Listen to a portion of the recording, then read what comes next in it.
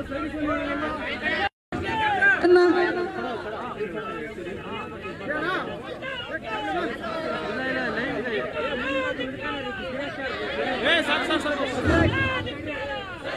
ನಿಮಿಷ. ಈಗ ವೇದಿಕೆ ಮೇಲೆ ಇರ್ತಕ್ಕಂಥ ಈ ಹೋರಾಟದ ನೇತೃತ್ವವನ್ನು ಅಕ್ಷರ ಸಂಘಟನೆ ಅಧ್ಯಕ್ಷರಾದ ಶ್ವೇತ ಕಾಂತಿವರ್ ಅವರು ಈ ಒಂದು ಕುರಿತು ಮಾತನಾಡಲಿದ್ದಾರೆ. ದಯಮಾಡಿ ಎಲ್ಲರೂ ಅವರ ಮಾತುಗಳನ್ನ ಆಲಿಸಬೇಕಾಗಿ ಮನವಿ. ಸರ್, ಇವತ್ತು ಇಲ್ಲಿ ಎಲ್ಲ ವಿದ್ಯಾರ್ಥಿಗಳನ್ನ ಉದ್ದೇಶಿಸಿ ಈ ಒಂದು ಫ್ರೀಡಂ ಪಾರ್ಕ್ ಬಂದಿರುವಂತಹ ಬಿಜೆಪಿ ಕರ್ನಾಟಕ ರಾಜ್ಯಾಧ್ಯಕ್ಷರಾದಂತಹ ವಿಜೇಂದ್ರ ಸರ್ಗೆ ಎಲ್ಲ ವಿದ್ಯಾರ್ಥಿಗಳ ಪರವಾಗಿ ಮೊದಲನೇದಾಗಿ ಧನ್ಯವಾದ ತಿಳಿಸ್ತೀವಿ ಸರ್. ಅದೇ ರೀತಿ ಚೆಲುವಾದಿ ನಾರಾಯಣ ಸ್ವಾಮಿ ಸರ್ ಪ್ರತಿಯೊಂದು ಹೋರಾಟಕ್ಕೂ ಏನು ನಾವು ಧಾರವಾಡದಲ್ಲಿ ಮಾಡಿದಾಗೂ ಹೋರಾಟಕ್ಕೆ ಮತ್ತೆ ಫ್ರೀಡಂ ಪಾರ್ಕ್ ಅಲ್ಲಿ ಎಲ್ಲ ಹೋರಾಟಕ್ಕೂ ಭಾಗವಹಿಸಿದ್ರೆ ಎಲ್ಲ ವಿದ್ಯಾರ್ಥಿಗಳ ಪರವಾಗಿ ಅವರಿಗೆ ಅನಂತ ಧನ್ಯವಾದ ತಿಳಿಸ್ತೀವಿ ಸರ್. ಈ ಒಂದು ಪ್ರೀತಮ್ ಗೌಡ್ರು ಸರ್ ಅವರು ಪ್ರತಿಯೊಂದು ಹೋರಾಟಕ್ಕೂ ಭಾಗವಹಿಸ್ತಿದ್ದಾರೆ. ಅವ್ರಿಗೂ ಎಲ್ಲ ವಿದ್ಯಾರ್ಥಿಗಳ ಪರವಾಗಿ ಧನ್ಯವಾದ ತಿಳಿಸ್ತೀವಿ ಸರ್. ಈ ಒಂದು ಹೋರಾಟ ಮೂಲ ಉದ್ದೇಶ ಏನಪ್ಪಾ ಅಂತಂದ್ರೆ ಎರಡು ವಿಚಾರ ಸರ್. ಒಂದು ಶಿಕ್ಷಣ ಇಲಾಖೆಯಲ್ಲಿ ಮತ್ತೆ ಒಂದು KPSC ಏನೋ ಆಗ್ತಿರುವಂತ ಅಕ್ರಮಗಳ ಕುರಿತು ಎರಡು ವಿಚಾರ ಪ್ರಮುಖವಾಗಿ ಒಂದು ಹೋರಾಟದಲ್ಲಿ ನಾವು ಹೋರಾಟ ಮಾಡ್ತಿರೋಂಥ ಇವತ್ತು. ಶಿಕ್ಷಣ ಇಲಾಖೆಯಲ್ಲಿ ಸರ್ ಮೋರ್ ದೆನ್ 80,000 ವೇಕೆನ್ಸಿ ಇದೆ ಇಲ್ವಾ? ಮೋರ್ ದೆನ್ 80,000 ವೇಕೆನ್ಸಿ ಶಿಕ್ಷಣ ಇಲಾಖೆ ಇದೆ ಸರ್. ಬರೀ 15,000 ವೇಕೆನ್ಸಿ ಫಿಲ್ ಮಾಡ್ತಿದ್ರೆ ಆ 15,000 ವೇಕೆನ್ಸಿಯಲ್ಲೂ ಇಡೀ ಇಂಡಿಯಾದಲ್ಲಿ ಯಾವ ಸ್ಟೇಟ್ ಅಲ್ಲೂ ಡಿಸ್ಕ್ರಿಪ್ಟಿವ್ ಇಟ್ಟಿಲ್ಲ. ಈಗ ಸ್ಪೆಷಲ್ ರಿಕ್ರೂಟ್ಮೆಂಟ್ ಅಂತ ತಗೊಂಡ್ಬಂದು 200 ಮಾರ್ಕ್ಸ್ ಅಂದ್ರೆ ಆಬ್ಜೆಕ್ಟಿವ್ 200 ಮಾರ್ಕ್ಸ್ ಡಿಸ್ಕ್ರಿಪ್ಟಿವ್ ಇಟ್ಟಿದ್ದಾರೆ. ಡಿಸ್ಕ್ರಿಪ್ಟಿವ್ ಇಟ್ಟಿರೋಂತ ಉದ್ದೇಶ ಏನಪ್ಪಾ ಅಂತಂದ್ರೆ ಸ್ಕ್ಯಾಮ್ ಮಾಡ್ಬೇಕಂತ ಹೇಳಿ. ಯಾಕೆ ಅಂತ ಸರ್, ಇದು ಇಡೀ ಇಂಡಿಯಾದಲ್ಲಿ ಯಾವ ಸ್ಟೇಟ್ ಅಲ್ಲಿ ಇಲ್ಲ. ಈ ಶಿಕ್ಷಕರ ಹುದ್ದೆಗಳು ಯಾವ್ದು IAS IPS ಹುದ್ದೆ ಅಲ್ಲ. ಇದು ಸಾಮಾನ್ಯ ಶಿಕ್ಷೆ ಅಂದ್ರೆ ಗ್ರೂಪ್ C ಸಿಲೆಬಸ್. ಅದು ಗ್ರೂಪ್ C ಸಿಲೆಬಸ್ ಅಂದ್ರೆ ಆಸ್ ಪರ್ 2021 ರೂಲ್ ಪ್ರಕಾರ 2 ಪೇಪರ್ ಇರಬೇಕು. ಒಂದು GK ಪೇಪರ್, ಒಂದು ಸ್ಪೆಸಿಫಿಕ್ ಪೇಪರ್. ಆದ್ರೆ ಇವ್ರು ಇಟ್ಟಿರೋಂಥದ್ದು 400 ಮಾರ್ಕ್ಸ್ ಸ್ಪೆಷಲ್ ರಿಕ್ರೂಟ್ಮೆಂಟ್ ರೂಲ್ ಅಲ್ಲಿ. ಅಂದ್ರೆ ಸಾಮಾನ್ಯ ಬಡವರು ಮತ್ತೆ ರೂರಲ್ ಬ್ಯಾಕ್ ಗ್ರೌಂಡ್ ಇರೋರು ಯಾರು ಎಕ್ಸಾಮೇ ಬರೀಬಾರ್ದು ಅನ್ನೋ ಒಂದು ಉದ್ದೇಶದಿಂದ ಇದು ಶಿಕ್ಷಣ ಇಲಾಖೆಗೆ ನಾವು ಗೌರವ ಖಂಡಿಸ್ತೀವಿ. ಬರೀ ಬೇರೆ ಎಲ್ಲಾ ಸ್ಟೇಟ್ ಅಲ್ಲೂ 150 ಮಾರ್ಕ್ಸ್ 200 ಮಾರ್ಕ್ಸ್ ಆಬ್ಜೆಕ್ಟಿವ್ ಇದೆ. ಅದೇ ರೀತಿ ಈ ಹಿಂದೆ ಇದ್ದಂತ 15-20 ವರ್ಷದಿಂದ ಎಕ್ಸಾಮ್ ಪ್ಯಾಟರ್ನ್ ಬರೀ 200 ಮಾರ್ಕ್ಸ್ಗೆ ಆಬ್ಜೆಕ್ಟಿವ್ ಟೈಪ್ ಇತ್ತು. ಈಗ ಸಡನ್ ಆಗಿ ಡಿಸ್ಕ್ರಿಪ್ಟಿವ್ ಇಟ್ಟಿದ್ದಾರೆ ಅಂತಂದ್ರೆ ಇಡೀ ಕರ್ನಾಟಕದಲ್ಲಿ ಸುಮಾರು 5-6 ಲಕ್ಷ ಜನ ಬರೀ ಶಿಕ್ಷಕರ ಆಸ್ಪಿರೆಂಟ್ಸ್ ಇದ್ದಾರೆ. ಅವರಿಗೆಲ್ಲರಿಗೂ ಅನ್ಯಾಯ ಮಾಡ್ತಾರೆ ಶಿಕ್ಷಣ ಇಲಾಖೆಯಿಂದ. ಇವ್ರು ಕರೆದಿರೋದೇ 15,000 ಪೋಸ್ಟ್. ಮೋರ್ ದೆನ್ 80,000 ವೇಕೆನ್ಸಿ ಇದೆ. ಬರೀ ಕರೆದಿರೋದೆಷ್ಟು 15,000 ವೇಕೆನ್ಸಿ. ಅದರಲ್ಲಿ ಬಿಕಾಂ ಅವರಿಗೆ BEd ಮಾಡೋದಕ್ಕೆ ಅವಕಾಶ ಮಾಡಿಕೊಟ್ಟಿದ್ದಾರೆ, TETಗೆ ಅವಕಾಶ ಮಾಡಿಕೊಟ್ಟಿದ್ದಾರೆ, CETಗೆ ಅವಕಾಶ ಮಾಡಿಕೊಟ್ಟಿಲ್ಲ. ಕೋರ್ಟ್ ಆರ್ಡರ್ ಇದ್ರೂ ಕೂಡ CETಗೆ ಅವಕಾಶ ಮಾಡಿಕೊಡ್ತಾ ಇಲ್ಲ. ನಾವು ಅದು ಚಾಲೆಂಜ್ ಮಾಡ್ತೀನಿ ಅಂತ ಹೇಳ್ತಿದ್ದಾರೆ. ಇದನ್ನ ಶಿಕ್ಷಣ ಇಲಾಖೆ ಈ ಕೂಡಲೇ ಇದನ್ನ ಅವರಿಗೆ ಅವಕಾಶ ಮಾಡಿಕೊಡ್ಬೇಕು ಸರಿ. 15,000 ವೇಕೆನ್ಸಿಯಲ್ಲಿ ನೋಡಿ, ಇದು ಶಿಕ್ಷಕ ಸಂಗೀತ ಟೀಚರ್ಸ್, ಚಿತ್ರಕಲಾ teachers, Hindi teachers, Kannada teachers ಇಲ್ಲ. ದೈಹಿಕ ಶಿಕ್ಷಕರದು ಅವ್ರು ಸುಮಾರು 18 ವರ್ಷ ಆಗಿದೆ ಸರ್ ನೋಟಿಫಿಕೇಶನ್ ಮಾಡಿ. 20 ವರ್ಷ ಆದ್ರೂ ನೋಟಿಫಿಕೇಶನ್ಸ್ ಮಾಡಿಲ್ಲ. ಬರೀ ಅದೇಂತಲ್ಲ, ಇವನ್ ಮರಾಠಿ ಟೀಚರ್ಸ್ ತಗೊಂಡಿಲ್ಲ, ಹಿಂದಿ ಟೀಚರ್ಸ್ ಇಲ್ಲ, GPSTR ಅಲ್ಲಿ ಕನ್ನಡ ಟೀಚರ್ಸ್ ಇಲ್ಲ. 10 ವರ್ಷದಿಂದ ಕನ್ನಡ ಟೀಚರ್ಸ್ ತಗೊಂತಾ ಇಲ್ಲ. ಇವ್ರಿಗೆ ಬೇಕಾಗಿರೋಂತ ಹುದ್ದೆಗಳನ್ನ ಕರ್ಕೊಂಡು ಯಾರಿಗ್ ಬೇಕಾ ಅವರಿಗೆ ದುಡ್ಡು ಕೊಟ್ಟವರಿಗೆ ಮಾರ್ಕೊಂತ ಇದ್ದಾರೆ.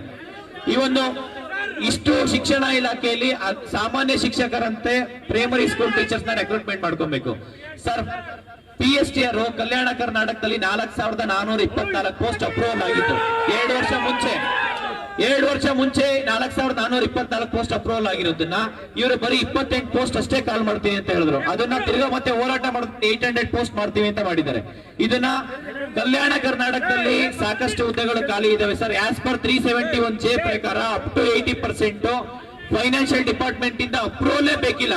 ಆದ್ರೆ ಇವರು ಬೇಕು ಅಂತ ರಾಜಕೀಯ ಇಚ್ಛಾಶಕ್ತಿಯಿಂದ ಇವತ್ತು MLA ಮಿನಿಸ್ಟರ್ಸ್ ಅವ್ರ ಸ್ಕೂಲ್ ಕಾಲೇಜಸ್ ಎಲ್ಲಿ ಮುಚ್ಕೊಂಡು ಹೋಗುತ್ತೆ ಅಂತ ಹೇಳ್ಬಿಟ್ಟು ಇವತ್ತು ಸರ್ಕಾರಿ ಸ್ಕೂಲ್ ಅಲ್ಲಿ ಯಾವ್ದು ಟೀಚರ್ ರೆಕ್ರೂಟ್ಮೆಂಟ್ ಮಾಡ್ತಾ ಇಲ್ಲ, ಕ್ವಾಲಿಟಿ ಎಜುಕೇಶನ್ಸ್ ಕೊಡ್ತಾ ಇಲ್ಲ. ಯಾವ್ದು ಕನ್ನಡ ಮೀಡಿಯಂ ಏನ್ ಸ್ಕೂಲ್ ಕಾಲೇಜಸ್ ಇದೆ ಇವತ್ತು ಸಾವಿರಾರು ಸ್ಕೂಲ್ ಕಾಲೇಜಸ್ ಅಲ್ಲಿ ಬರೀ 1 ಟೀಚರ್ಸ್ ಇದ್ದಾರೆ. ಆ ಪರಿಸ್ಥಿತಿಗೆ ಇವತ್ತು ಸರ್ಕಾರ ತಗೊಂಡ್ಬಂದಿದ್ದಾರೆ. ಇದನ್ನ ಸುಮಾರು 60,000 ರಿಂದ 70,000 ಜನ ಅತಿಥಿ ಶಿಕ್ಷಕರು, ಅತಿಥಿ ಉಪನ್ಯಾಸಕರನ್ನು ತಗೊಂಡು ಇವತ್ತು ಸ್ಕೂಲ್ ಕಾಲೇಜಸ್ ರನ್ ಮಾಡ್ತಿದ್ದಾರೆ. ಇವತ್ತು ನಾವು ಕೇಳ್ತಾ ಇರೋದು ಮಿನಿಮಮ್ 80,000ಕ್ಕೂ ಅತಿ ಹೆಚ್ಚು ಹುದ್ದೆಗಳಿವೆ. ಮಿನಿಮಮ್ 40ರಿಂದ 50,000 ವೇಕೆನ್ಸಿ ಫಿಲ್ ಮಾಡಬೇಕು. ಮತ್ತೆ ಇಲ್ಲಿರೋರ್ಗೆಲ್ರಿಗೂ ನ್ಯಾಯ ಕೊಡಿಸ್ಬೇಕು. ಯಾಕೆಂತಂದ್ರೆ ಅವರು ಸರ್ 10-15 ವರ್ಷ ಆದ್ರೂ ಸಂಗೀತ ಟೀಚರ್ಸ್ ಕರೆದಿಲ್ಲ. ಮತ್ತೆ ರಾಜ್ಯ ಸರ್ಕಾರ 5 ವರ್ಷ ಏಜ್ ರಿಲ್ಯಾಕ್ಸೇಷನ್ ಕೊಟ್ಟಿದ್ರು ಕೂಡ ಶಿಕ್ಷಣ ಇಲಾಖೆಯಿಂದ ಏಜ್ ರಿಲ್ಯಾಕ್ಸೇಷನ್ ಇಂಪ್ಲಿಮೆಂಟ್ ಮಾಡ್ಕೊಂಡಿಲ್ಲ. ಬರೀ ಅದೆಷ್ಟೇ ಅಲ್ಲ ಸರ್, ಇದು ಇಷ್ಟು ಶಿಕ್ಷಣ ಇಲಾಖೆಯಲ್ಲಿ ಇಷ್ಟು ಸಮಸ್ಯೆ ಶಿಕ್ಷಣ ಇಲಾಖೆ ಇರೋಂಥದ್ದು. ಇನ್ನ KPSC ಬಂದ್ರೆ KPSCಯಲ್ಲಿ ಪ್ರತಿಯೊಂದು ಎಕ್ಸಾಮ್ ಅಲ್ಲೂ ಕರಪ್ಷನ್ ಆಗಿದೆ. ಪಶು ವೈದ್ಯಾಧಿಕಾರಿಗಳಲ್ಲಿ 80 ಲಕ್ಷ ದುಡ್ಡು ಕೊಟ್ಟು ಈ ದುಡ್ಡು ಕೊಟ್ಟವ್ರಿಗೆ ಕೆಲಸ ಕೊಡ್ತಾರೆ ಅಂತಂದ್ರೆ ಸರ್, ಸಾಮಾನ್ಯ ಪಶು ವೈದ್ಯಾಧಿಕಾರಿ ಅಂದ್ರೆ ಅದು ಮೂಕ ಜೀವಿಗಳಿಗೆ ಚಿಕಿತ್ಸೆ ಕೊಡುವಂತದ್ದು. ಇವತ್ತು ಪ್ರತಿ ಒಬ್ಬರಿಗೂ ಅನ್ಯಾಯ ಆಗ್ತಾರೆ. ಸಾಮಾನ್ಯ ಈಗ ಫಾರ್ಮರ್ಸ್ ಯಾರು ಶ್ರೀಮಂತರು ಇರಲ್ಲ, ಒಂದು ಏನೋ ದನ ಕರುವನ್ನ ಏನೋ ಮೇಯಿಸ್ಕೊಂಡು ಜೀವನ ಸಾಕ್ತಾ ಇರ್ತಾರೆ. ಅದರಲ್ಲಿ ಪಶು ವೈದ್ಯಾಧಿಕಾರಿ group A officer 1.5 lakh salary ಸಿಗುತ್ತೆ. ಅವ್ರು ಇಲ್ಲಿ 80 ಲಕ್ಷ 1 ಕೋಟಿ ದುಡ್ಡು ಕೊಟ್ಬಿಟ್ಟು ಅವ್ರಿಗೆ ಏನಲ್ಲಿ ದನ ಕರುಗಳಿಗೆ ಅವ್ರು ಚಿಕಿತ್ಸೆ ಕೊಡ್ತಾರೆ ಸರ್. ಬರೀ ಅದೊಂದೇ ಅಂತಲ್ಲ, KS ಪೋಸ್ಟ್ ಇಂಟರ್ವ್ಯೂ ಒಂದು ಪೋಸ್ಟ್ಗೆ 1.5 ಕೋಟಿ ಚಾರ್ಜ್ ಮಾಡ್ತಿದ್ದಾರೆ ಬರೀ 25 ಮಾರ್ಕ್ಸ್ಗೆ. AEE ಸ್ಕ್ಯಾಮ್ ಆಗಿದೆ ಸರ್, PDOದಲ್ಲಿ ಸ್ಕ್ಯಾಮ್ ಆಗಿದೆ, CTI ಸ್ಕ್ಯಾಮ್ ಆಗಿದೆ, ADLR ಸ್ಕ್ಯಾಮ್ ಆಗಿದೆ, ಗ್ರೂಪ್ B ಅಲ್ಲಿ ಸ್ಕ್ಯಾಮ್ ಆಗಿದೆ, BBMP AEL ಸ್ಕ್ಯಾಮ್ ಆಗಿದೆ, WRD AEL ಸ್ಕ್ಯಾಮ್ ಆಗಿದೆ. ಪ್ರತಿಯೊಂದು ಎಕ್ಸಾಮ್ ಅಲ್ಲೂ KPSC ಯಲ್ಲಿ ಲಾಸ್ಟ್ 5 ವರ್ಷ ಏನ್ ರಿಕ್ರೂಟ್ಮೆಂಟ್ ಆಗಿದೆ ಪ್ರತಿಯೊಂದು ಎಕ್ಸಾಮ್ ಅಲ್ಲೂ ಸ್ಕ್ಯಾಮ್ ಆಗಿದೆ. ಕಳೆದ 3-4 ವರ್ಷದಿಂದ ಪ್ರತಿಯೊಂದು ಡಾಕ್ಯುಮೆಂಟ್ಸ್ ಕೊಟ್ಟಿದ್ದೀನಿ. ಲಾಸ್ಟ್ 6 ತಿಂಗಳಿಂದ ಪ್ರತಿಯೊಂದು ಡಾಕ್ಯುಮೆಂಟ್ಸ್ ನಾವು ಖುದ್ದಾಗಿ ಗವರ್ನರ್ ಆಫೀಸ್ ಕೊಟ್ಟಿದ್ದೀವಿ, DGIGP ಕೊಟ್ಟಿದ್ದೀವಿ, DPRA ಕೊಟ್ಟಿದ್ದೀವಿ, ಚೀಫ್ ಸೆಕ್ರೆಟರಿ ಕೊಟ್ಟಿದ್ದೀವಿ, ವಿಧಾನಸೌಧ ಪೊಲೀಸ್ ಸ್ಟೇಷನ್ ಅಲ್ಲಿ ವಿತ್ ಎವಿಡೆನ್ಸ್ ವಿತ್ FIR ಮಾಡಿದೀವಿ. ಇಲ್ಲಿವರೆಗೂ ರಾಜ್ಯ ಸರ್ಕಾರ ಕ್ರಮ ತಗೊಂಡಿಲ್ಲ.